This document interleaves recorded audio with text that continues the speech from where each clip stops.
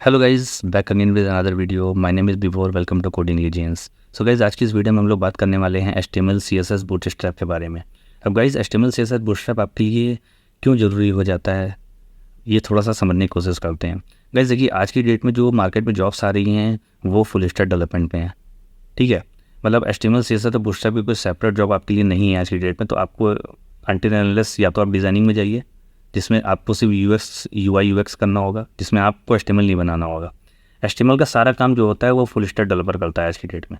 ठीक है, तो अब जब आपको फुल स्टैक डेवलपर बनना है तो आपको HTML भी आना चाहिए, CSS भी आना चाहिए, कोई भी रिस्पॉन्सिव फ्रेमवर्क आना चाहिए, साथ में एक लैंग्वेज आपको आनी चाहिए फ्रंट एंड की, चाहे रिएक्ट ले लीजिए चाहे जो लिए, उसके साथ में आपको बैक एंड आना चाहिए। तो ये 5-6-7 चीज़ें जो हैं आपको आनी चाहिए, तभी आप एक फुल स्टैक डेवलपर प्रॉपर तरीके से बन पाओगे, अच्छे डेवलपर बन पाओगे। ठीक है, तो इस चीज़ को करने के लिए सबसे पहला चीज़ें समझनी ज़रूरी है, वो है HTML। ठीक है, HTML को सीखना बहुत ज़रूरी हो जाता है, क्योंकि अनटिल अनलेस सारा काम तो आप ही को करना है। तो अब बात आ जाती है कि HTML CSS बूटस्ट्रैप पे समय कितना दिया जाए। अब गाइस देखिए, HTML एक ऐसी चीज़ है कि आप ओवर द टाइम इसको सीख सकते हो धीरे धीरे। जैसे जैसे वेबसाइट बनाना भी स्टार्ट करोगे तो आप इसको सीख सकते हो। 10-15-20 टैग्स होते हैं, बेसिकली उन्हीं के अराउंड हमको सारा HTML बनाना होता है, तो आप आराम से इसको सीख सकते हो। तो उसमें बहुत ज़्यादा समय नहीं देना है, बट हाँ, एटलीस्ट बेसिक अंडरस्टैंडिंग आपको होनी चाहिए। आप AI का हेल्प भी ले सकते हो, ChatGPT की हेल्प ले सकते हो, बट ChatGPT की हेल्प लेने के लिए भी आपको HTML आना चाहिए, बेसिक HTML तो एटलीस्ट आना चाहिए। क्योंकि ये सीरीज़ हम लोग बेसिक से लेकर एडवांस लेवल तक कवर करने वाले हैं, इसलिए जिस किसी को बिल्कुल भी HTML आज तक उसने नहीं किया है, बिल्कुल भी नहीं आता है, वो भी एक ताबड़तोड़ वेबसाइट बना सकता है।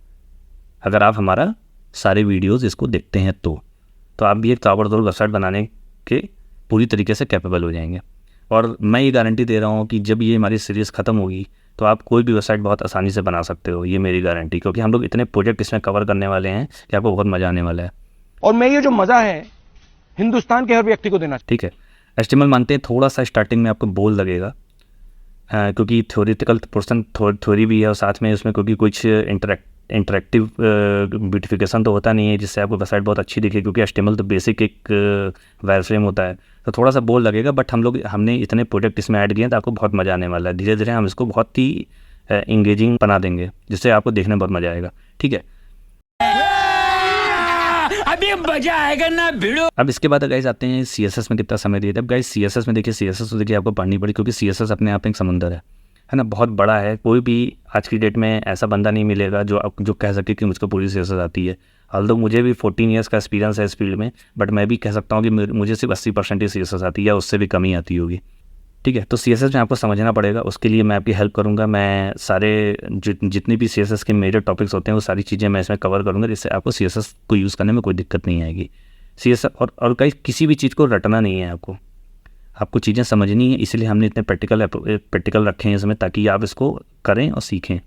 अच्छा, हमको सिखा रिया है। ठीक है, इसके बाद गाइस आते हैं बूटस्ट्रैप की बात। अब बूटस्ट्रैप 5, मैं गाइस बूटस्ट्रैप को जब इनका दूसरा वर्जन आया था तब से मैं यूज़ कर रहा हूँ, सिंस 2012। आज मुझे 12 साल हो गए लगभग बूटस्ट्रैप यूज़ करते हुए। मैं धीरे धीरे करके बूटस्ट्रैप 5.5 तक आ गया हूँ आज की डेट में। तो मुझे वो बूटस्ट्रैप बहुत अच्छे से आता है, और मैं आपको बहुत अच्छे से वो बूटस्ट्रैप सिखा सकता हूँ कि कौन कौन से टैग्स मेजरली, कौन कौन से क्लासेस यूज़ होती हैं बूटस्ट्रैप की, और किस किस तरीके से बूटस्ट्रैप को यूज़ करना है अपने रिस्पॉन्सिव वेबसाइट को रिस्पॉन्सिव बनाने के लिए।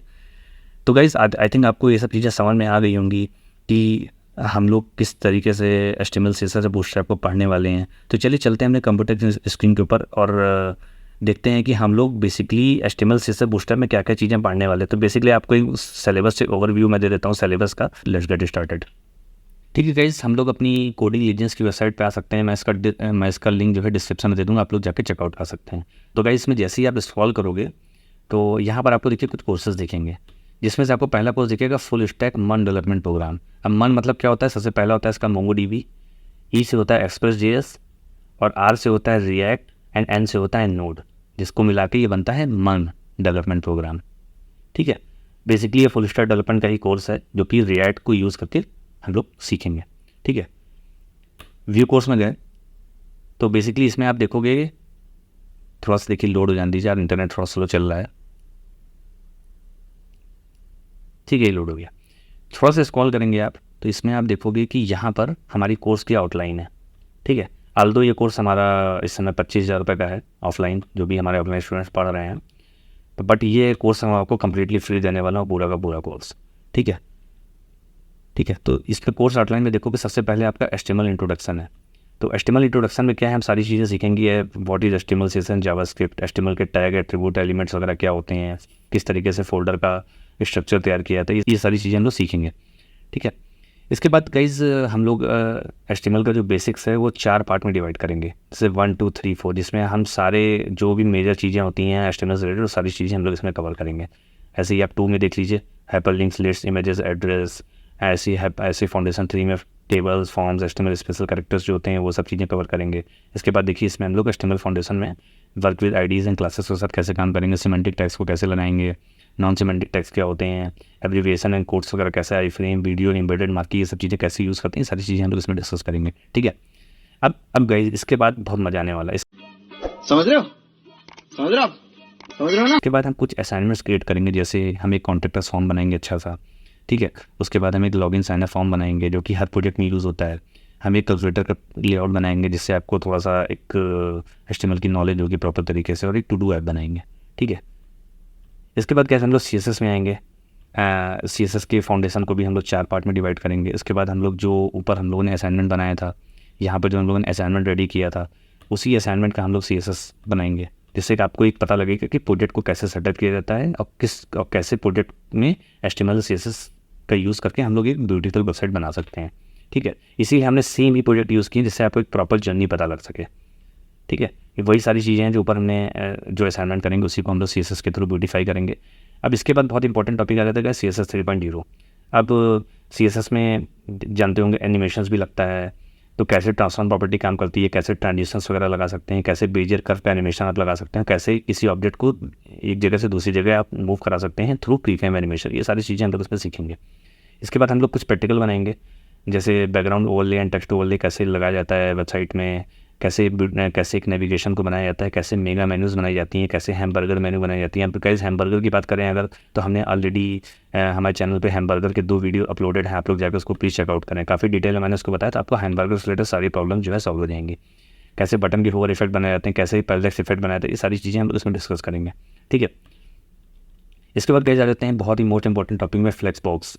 ये फ्लेक्स वगैरह कैसे काम करता है, ये सब चीज़ें हम लोग कैसे करते हैं, कैसे हम लोग फ्लेक्स डायरेक्शन देते हैं, कैसे जस्टिफाई कंटेंट करते हैं, कैसे अलाइन आइटम्स करते हैं, ये सारी चीज़ें हम लोग फ्लेक्स के बारे में सीखेंगे। उसके बाद हम लोग फ्लेक्स से रिलेटेड एक प्रैक्टिकल बनाएंगे जिसमें सिर्फ फ्लेक्स का ही यूज़ करके हम लोग एक बैनर सेक्शन बनाएंगे। ठीक है।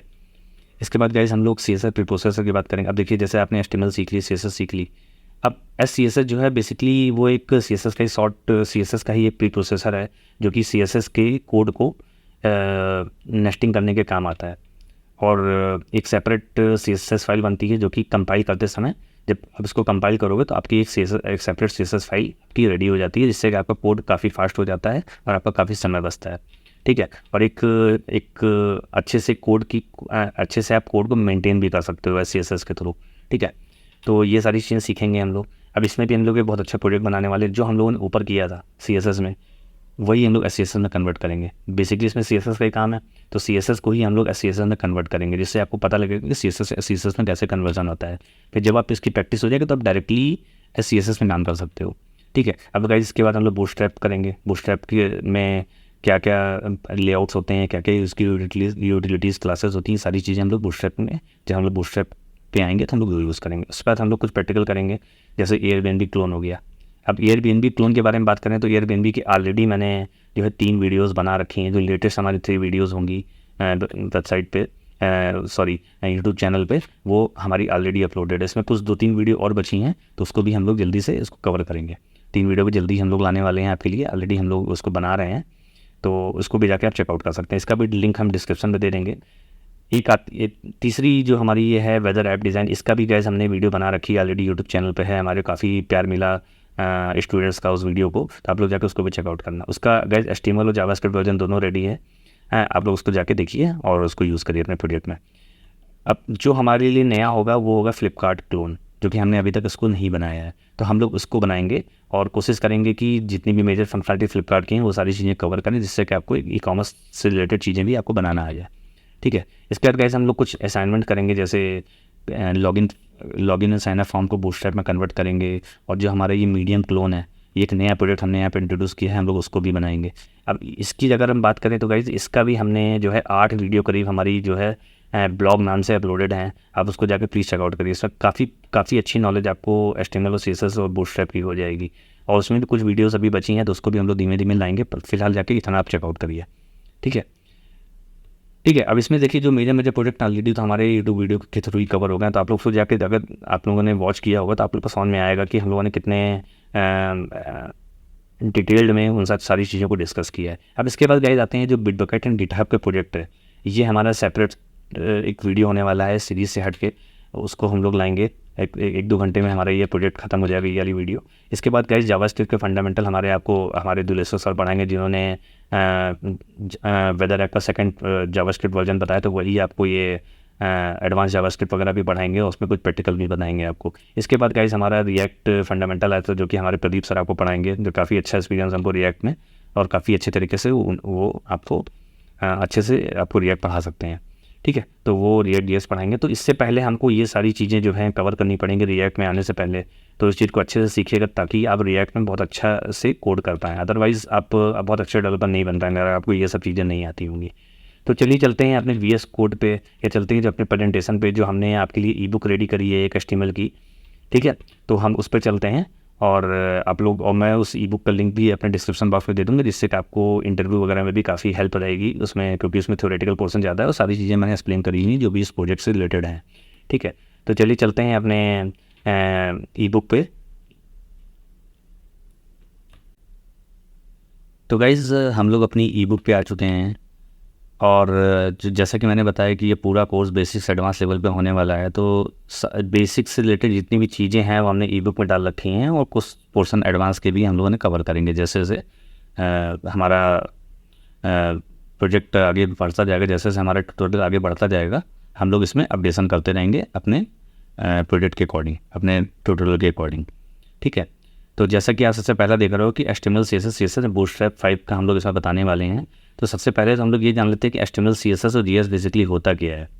ठीक है, अब जैसे आप हम ह्यूमन स्केलेटन का एग्जाम्पल लेके चलते हैं, जिससे आपको बेटर समझ में आएगा कि बेसिकली इन चीज़ों का रोल क्या है। जैसे आप स्केलेटन देखते हो, स्केलेटन में क्या होता है, सिर्फ हड्डियाँ होती हैं, वो बेसिकली एक वायरफ्रेम को बताता है।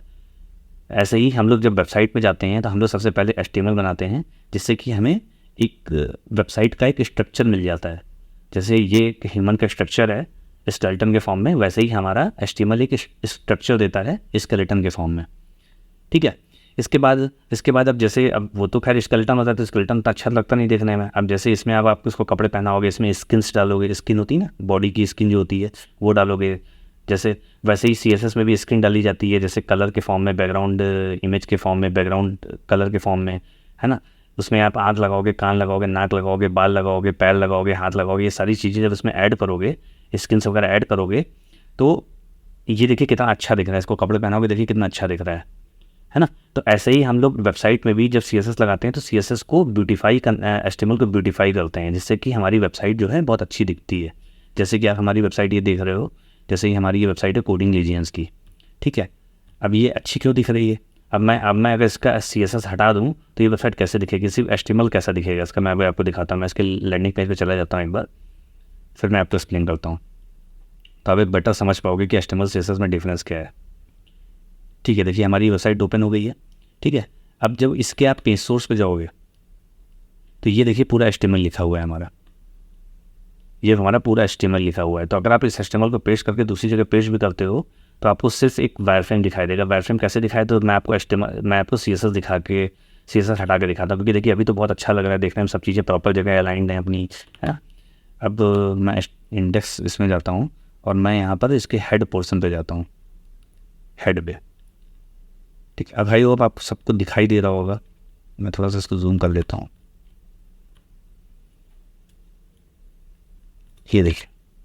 ठीक है, इसमें सबसे पहले तो गाइज हम कोशिश बूटस्ट्रैप हटाएंगे। एक मिनट देखें बूटस्ट्रैप किधर लगी है,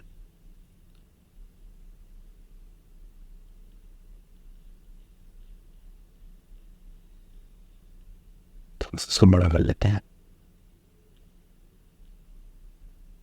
ठीक है, ये देखिए बूटस्ट्रैप की सिलसिले, इसको पहले से यहाँ से डिलीट दबा देते हैं तो ये डिलीट हो जाएगा। इसके बाद हम जो हमारी एक academy.css लगी है, इसको भी हम हटा देते हैं।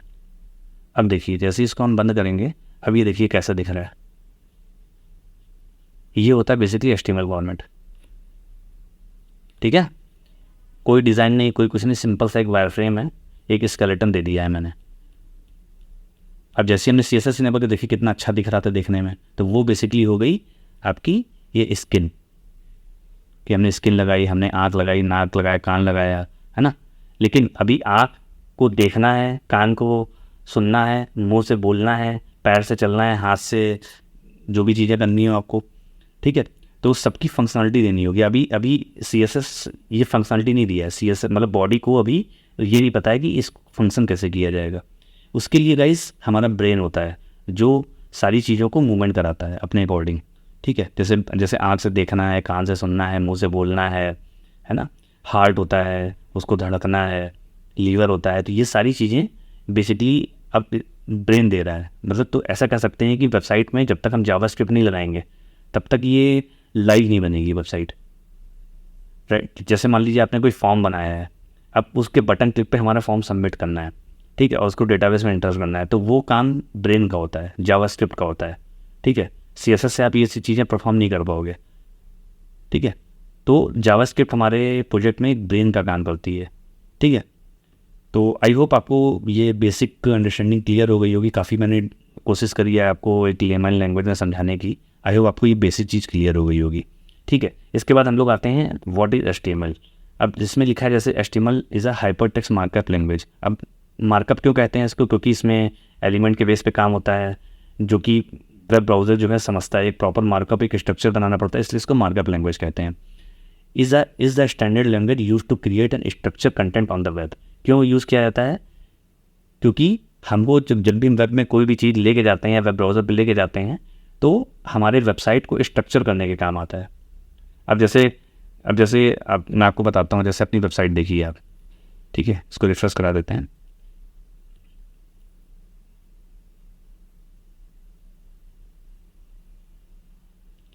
अब जैसे देखिए कौन सा कंटेंट कहाँ पर है। जैसे ये पहले लाइन पे हमारे देखिए वेलकम टू कोडिंग रीजन्स है, दूसरी उस पर हमारा एक हेडिंग लगी है, फिर तीसरे पे पैराग्राफ है, उसके बाद ये 2 बटन है, उसके बाद ये ज्वाइन आवर कम्युनिटी है, ठीक है ना, क्लियर है ना guys.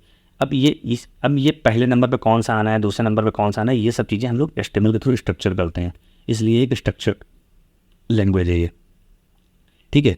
It defines the structure of the web page by using a system of tags and tags to format text, images, links and other and. इसका मतलब क्या हुआ, अब स्ट्रक्चर करते हैं तो उसकी किस चीज़ से स्ट्रक्चर करते हैं, तो इसमें गाइस कुछ प्री डिफाइंड टैग्स होते हैं।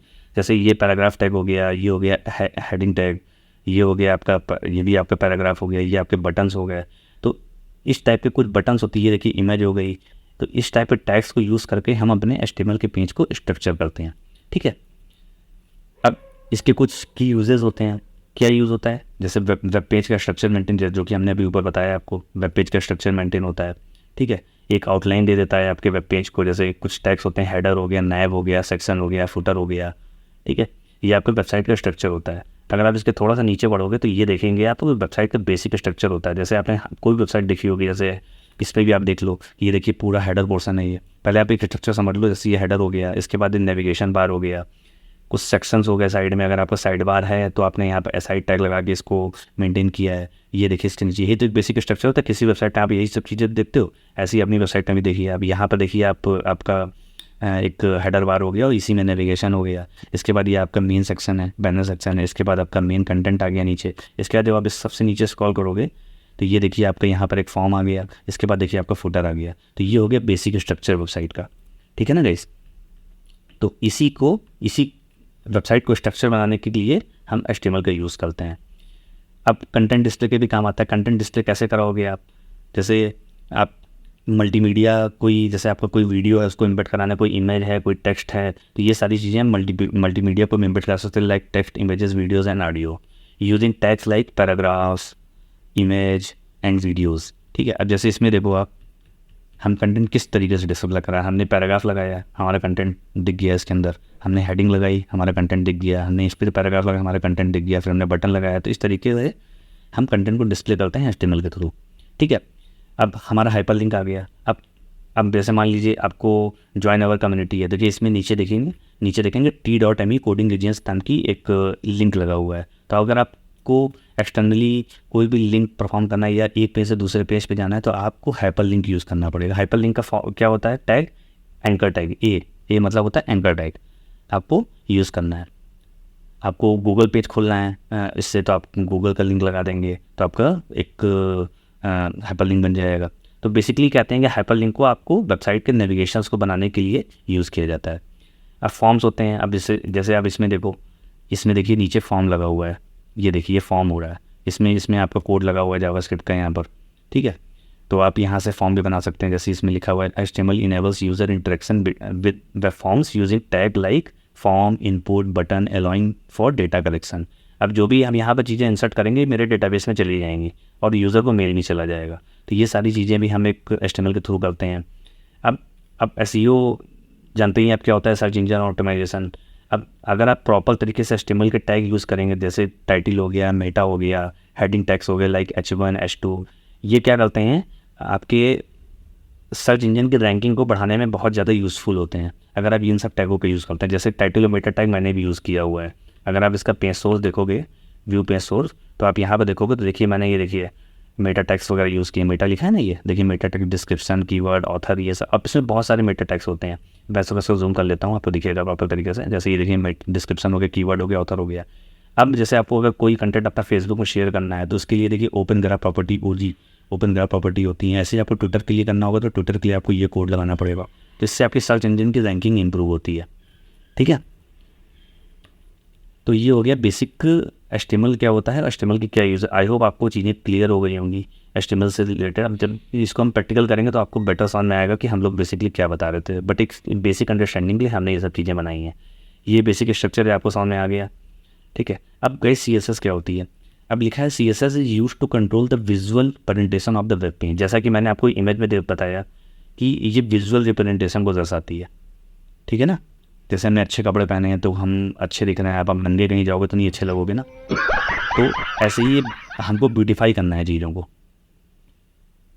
हमको ये चीज़ ब्यूटीफाई करनी है, इसलिए हमको CSS का यूज़ करना पड़ता है। तो लिखा है ना, CSS use to control the visual representation of the web page. It allows developer to apply styles and layout to HTML element without changing the structure of the document. अब इसमें क्या होता है कि जो भी आपका HTML का डॉक्यूमेंट है उसको चेंज नहीं करना पड़ता है, आपको इसी में अपनी क्लासेस ऐड करके कुछ स्टाइल्स ऐड करके आप इसमें आराम से इस चीज़ को ब्यूटीफाई कर सकते हो। जैसे आपको किसी फॉन्ट को बड़ा करना है, किसी फॉन्ट को कलर करना है, या आपको बैकग्राउंड इमेज लगानी है, आपको कलर फिल करना है किसी चीज़ में, तो आप ये बहुत काम ईजिली कर सकते हो CSS के थ्रू, ठीक है। और बहुत कुछ CSS के थ्रू कर सकते हो, जैसे आने वाले वीडियो में आएंगे हम इसको बेसिक से एडवांस लेवल तक कवर करते जाएंगे, ठीक है। अब इसके क्या यूजेस हैं, सबसे पहले तो स्टाइलिंग करने के काम आता है। लिखा है CSS defines the look of HTML element such as colour, fonts, text size and background, जो कि मैंने भी बताया आपको।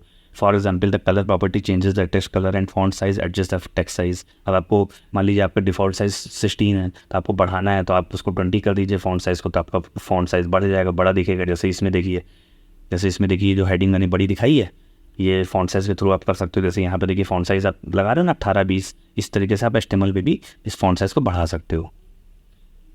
Layout, CSS provides control over the layout of web page including positioning element, grid and flexbox system and managing web page responsive। आप CSS के through आप अपने पेज को रिस्पॉन्सिव कर सकते हो, ठीक है। मतलब कि लेआउट को मैनेज करने के काम आता है। आप लेआउट को चेंज कर सकते हो, जैसे किसी डिवाइस में डिफरेंट लेआउट पे आपकी वेबसाइट किस तरीके से दिखेगा, आप इसको CSS के थ्रू बहुत ईजी तरीके से मैनेज कर सकते हो, ठीक है।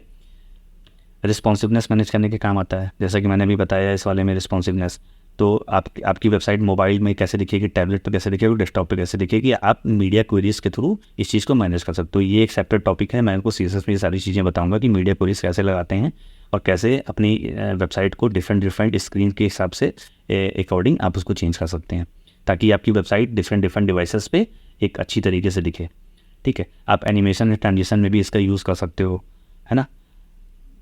जैसे होवर इफेक्ट कैसे देना है, फेड कैसे कराना है, किसी ऑब्जेक्ट को कैसे मूव कराना है, ये सारी चीज़ें हम एनिमेशन ट्रांजिशन के थ्रू समझेंगे, ठीक है। अब थीम को भी कस्टमाइज़ कर सकते हैं। अब ये थोड़ा सा जावास्क्रिप्ट का इस पार्ट हो गया। कभी आपने बहुत सारी वेबसाइट में देखा होगा कि dark layout and light layouts होते हैं। आप उसमें क्लिक करोगे तो वो चीज़ें चेंज हो जाएंगी, डार्क से लाइट हो जाएगा, है ना। तो वो सारी चीज़ें भी आप इसके थ्रू कर सकते हो, बट उसके लिए हमको जावास्क्रिप्ट का यूज़ करना पड़ता है। ठीक है। अब गाइस जावास्क्रिप्ट क्या होती है, ये आपने CSS समझ लिया अच्छे से, है ना। और गाइस कमेंट करके बताइए अगर कहीं पर आपको कोई भी डाउट हो तो हम लोग उस डाउट को जरूर क्लियर करेंगे, ठीक है। और गाइस चैनल थोड़ा सा नया है, आप चैनल को लाइक करिए, चैनल को सब्सक्राइब करिए, वीडियोज़ को लाइक करिए और अपने दोस्तों के साथ भी शेयर करिए, जिससे हमको आने वाले समय में और भी मदद मिलेगी, ताकि हम आपके लिए आने वाले समय में और भी अच्छी इन्फॉर्मेटिव वीडियो ला सकें, ठीक है। अब गाइस जावास्क्रिप्ट क्या करती है, जावास्क्रिप्ट एक गाइस स्क्रिप्टिंग लैंग्वेज है, किस काम आती है, use to add interactivity and dynamic feature to the website. अब जैसे किसी फॉर्म को आपको डायनेमिक करना है, डायनेमिक इन द सेंस कि जब आप सबमिट करोगे तो डेटाबेस में चला जाए या कोई वैल्यू डेटाबेस से उठ के सामने आ जाए, तो ये सारी चीज़ें हम जावास्क्रिप्ट के थ्रू करते हैं। While HTML creates the structure of the and CSS handles the style, JavaScript bring the web pages to life by making them interactive। अब देखिए HTML CSS तो हमने बना दिया, हमने स्ट्रक्चर तैयार कर दिया, हमने CSS की स्टाइलिंग कर दी, लेकिन JavaScript का यूज़ इससे भी कहीं ज़्यादा है, ठीक है। अब JavaScript के थ्रू आप किसी भी चीज़ को डायनामिक कर सकते हैं, फंक्शनलिटी दे सकते हैं, तो इन सब चीज़ और उसको इंटरेक्टिव बना सकते हैं, उसका यूज़ होता है JavaScript, ठीक है। तो आइए आपको बेसिक चीज़ें क्लियर होंगी, जब हम आगे बढ़ेंगे तो और इसको एडवांस लेवल पे समझेंगे, ठीक है। अब गाइस हमारा सेकंड जो टॉपिक आता है वो है HTML tags and attributes and elements, ठीक है। अब इसमें क्या है, अब जैसे देखिए in the HTML elements and attributes form the basic building blocks of the web page. अब ये बिल्डिंग ब्लॉक्स क्या होते हैं, फिर जिनके थ्रू आप अपना कोड बिल्ड करते हो, वेबसाइट बिल्ड करते हो, कुछ एलिमेंट्स ऑफ ब्लॉक्स होते हैं, उसके थ्रू आपको ये काम करना होता है, ठीक है। अब HTML एलिमेंट बेसिकली क्या होते हैं, लिखा है an HTML element is defined by the star tag, some content and end tag elements are used to structure content on the web page। ये तो हमने समझे रखा है कि HTML के थ्रू हम अपने कंटेंट को वेब पेज को स्ट्रक्चर करते हैं। अब ये एलिमेंट बेसिकली होते हैं कि बेसिकली ये एलिमेंट होते हैं, जैसे ये लिखा ना टैग नेम, ये एलिमेंट होते हैं हमारे, है ना। और ये इसके अंदर ये कंटेंट होता है, उसके बाद ये टैग नेम बंद होता है, ठीक है। तो इस तरीके से हम इस चीज़ को यूज़ करते हैं। तो कोई भी टैग जो ओपन हुआ है वो यहाँ पर क्लोज ज़रूर होगा, ठीक है, बैकस्लैश के थ्रू, ठीक है। इसके बाद इसका कुछ एग्जाम्पल देख लेते हैं। अब जैसे href हो गया, है ना। अब जैसे ये टैग हो गए, अब इसके अंदर हमने एट्रीब्यूट भी लगाया है, अब जैसे HTML एलिमेंट हो गया। इसके बाद हम ये एट्रीब्यूट क्या करते हैं, अब एट्रीब्यूट क्या करते हैं, बेसिकली आपकी वेबसाइट को हेल्प करते हैं कुछ एडिशनल एट्रीब्यूट देके, कुछ एडिशनल चीज़ देके आपके टैग को हेल्प करते हैं। जैसे एंकर टैग तो हमने लगा दिया, अब इसके अंदर हमको href लगाना है, कोई लिंक देना है, तो वो एट्रीब्यूट, तो href हो गया इस एलिमेंट का एट्रीब्यूट, ठीक है, एक एट्रीब्यूट हो गया जिसके अंदर अपने लिंक को पास करेंगे। ऐसे ही src एंड alt भी होता है जो कि इमेज टैग में लगता है, जैसे img टैग मैंने बंद किया, ठीक है। ऐसे ही इमेज टैग में भी src लगती है, alt टैग लगता है, और ऐसे ही आप विथ एंड हाइट भी दे सकते हो यहाँ पर। ऐसे ही देखिए आपका टाइप एंड वैल्यू होता है जो कि इनपुट में काम आता है, जब भी कोई टेक्स्ट बॉक्स आप लगाओगे तो ये टेक्स्ट बॉक्स किस टाइप का है ये इससे डिफाइन करते हैं। ये वैल्यू जो है इसमें क्या वैल्यू डालनी है, इंटरव्यूर नेम हमको सजेस्टिव डालना है, इंटरव्यूर नेम तो हमने यहाँ पे वैल्यू टैग से देती है। ये सारी चीज़ें एट्रीब्यूट्स हैं। तो कॉमन एट्रीब्यूट्स क्या होते हैं, जैसे क्लास होती है, कुछ कॉमन एट्रीब्यूट होते हैं जो यूज़ होते हैं, जैसे क्लास होती है। क्लास क्या करती है, use to define CSS styles and element. अब जब भी हमको कोई स्टाइल लिखनी होगी तो CSS और ID के थ्रू ही हम लिखेंगे। अब ID कब लगाते हैं, जब कोई आइडेंटिफायर यूनिक होता है, कोई एलिमेंट यूनिक होता है जो भी हमको यूज़ नहीं करना होता है बार बार, तो वहाँ पर हम ID लगा देंगे। यूनिक एलिमेंट होता है, ये रिपीट नहीं हो सकती। जैसे मान लीजिए आपने कोडिंग लीनियर्स नाम से एक क्लास लगा दी, तो वो एक ID लगा दी, तो वो हर जगह यूज़ नहीं कर सकते आप, वो उसी टैग के लिए यूनिक हो गई, ठीक है। ऐसे ही आप गाइज स्टाइल लगा सकते हैं, ये बेसिक टैग है। अगर आपको कोई इनलाइन स्टाइल लिखनी है तो आप स्टाइल के थ्रू कर सकते हो। आप टाइटल लगा सकते हो, extra information about the element, कोई भी चीज़ आपको देनी है एज अ टूल टिप, तो आप यहाँ पर टाइटल लगा के भी कर सकते हो। अब ये सब चीज़ों को हम लोग प्रैक्टिकली समझेंगे कि ये सब चीज़ें कैसे यूज़ होती हैं, ठीक है। अब आपको एक बेसिक अंडरस्टैंडिंग समझ में आ गई होगी कि एलिमेंट एंड एट्रीब्यूट को यूज़ करके कैसे हम अपने वेबसाइट को फंक्शनल और वेल स्ट्रक्चर्ड बना सकते हैं, ठीक है। अब इसके बाद गाइस आता है सेकंड टॉपिक हमारा कि file and folder naming conventions को कैसे करना है। मतलब आपको फाइल का स्ट्रक्चर कैसे रखना है, फाइल एंड फोल्डर का स्ट्रक्चर कैसे रखना है, उसके नाम कैसे रखना है, ये सारी चीज़ें इसमें हैं। तो सबसे पहले तो गाइस हम लोग क्या करेंगे कि ये समझेंगे कि सबसे पहले तो जो भी हम लोग पेज का नाम देंगे वो लोअर केस लेटर में होना चाहिए। जैसे यहाँ पर index.html लिखा है या about.html लिखा है, आपको इस तरीके से नहीं देना है। आल्दो काम ये भी करेगा, बट ये बहुत ही गलत प्रैक्टिस होती है काम करने की, ठीक है। आपको हाइफन्स एंड अंडरस्कोर्स का बेसिकली आप यूज़ कर सकते हो।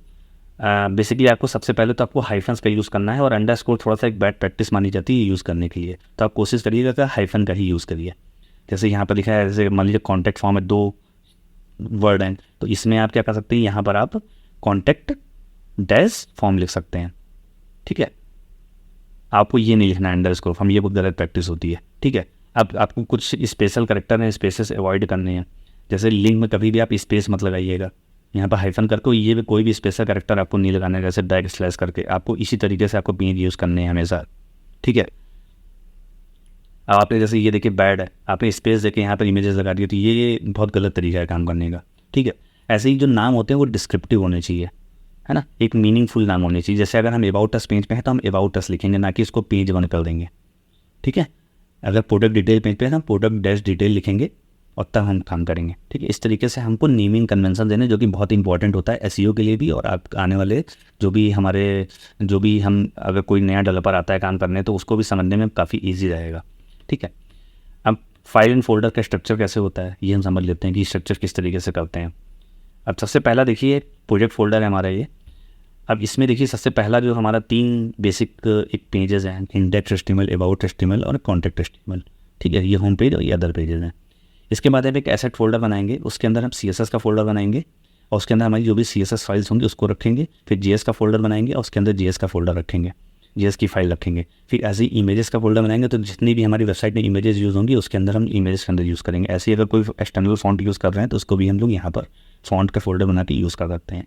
अब इन चीज़ों को, अगर वेबसाइट छोटी है तो इन चीज़ों को आप बिना एसेट फोल्डर के भी रख सकते हो, बट ये एक बहुत अच्छी प्रैक्टिस है कि आप एसेट फोल्डर के अंदर रखो। ऐसे ही आप गाइस कंपोनेंट्स भी बना सकते हो, इसका हम यूज़ बाद में बताएंगे आपको, क्योंकि इसमें थोड़ा सा जावास्क्रिप्ट का यूज़ होगा, तो इसका यूज़ हम बाद में बताएंगे। फिलहाल आपको ये समझना है कि कंपोनेंट बेस में काम करने से आपका काम बहुत ईजी हो जाएगा। जैसे मान लीजिए आपके पास वेबसाइट में 5 पेजेस हैं, ठीक है, और यही अब जैसे अपनी कोडिंग लीजेंस को देख लीजिए आप, इसमें देखिए मल्टीपल पेजेस हैं, हर पेज पे देखिए यही हेडर ऐड हो रहा है और यही फुटर बन रहा है सब में। ठीक है, तो ये कैसे होता है, ये कंपोनेंट के थ्रू मैंने किया है। अदरवाइज़ हमको हर पेज पे बार बार इसका कोड लिखना पड़ेगा और वो करना पड़ेगा, तो इस काफ़ी लंबी हो जाएगा वर्क और काफ़ी समय वेस्ट होगा। इसलिए हम लोग कंपोनेंट बेस पे काम करते हैं इसमें हालांकि थोड़ी सी जावास्क्रिप्ट लगेगी, वो सब चीज़ें मैं बताऊंगा। अब अगर आपको कोई नोट्स बनाना है, कोई चीज़ रखनी है, डॉक्यूमेंटेशन रखना है, तो आप डॉक्स फोल्डर के अंदर readme.md नाम से आप उसमें रख सकते हो और प्रोजेक्ट के बारे में आप इन्फॉर्मेशन दे सकते हो उसके अंदर। अब इसका मतलब क्या होता है, क्यों हम ऐसा करते हैं, तो ये सिंपली लिखा है यहाँ पर, स्केलेबिलिटी के लिए यूज़ होता है। ये हम लोगों को कोई चीज़ स्केलेबल करनी होती है तो उसके लिए हम लोग यूज़ करते हैं, क्योंकि जैसे जैसे प्रोजेक्ट आपका बड़ा होता जाएगा वैसे वैसे आपका फोल्डर स्ट्रक्चर और कॉम्प्लेक्स हो सकता है। तो अगर आप अच्छे तरीके से मैनेज नहीं करेंगे तो काफ़ी प्रॉब्लम हो जाएगी उसको यूज़ करने में। इसलिए हम लोगों को स्केलेबिलिटी का ध्यान बहुत ज़रूरी से रखना होता है इसमें।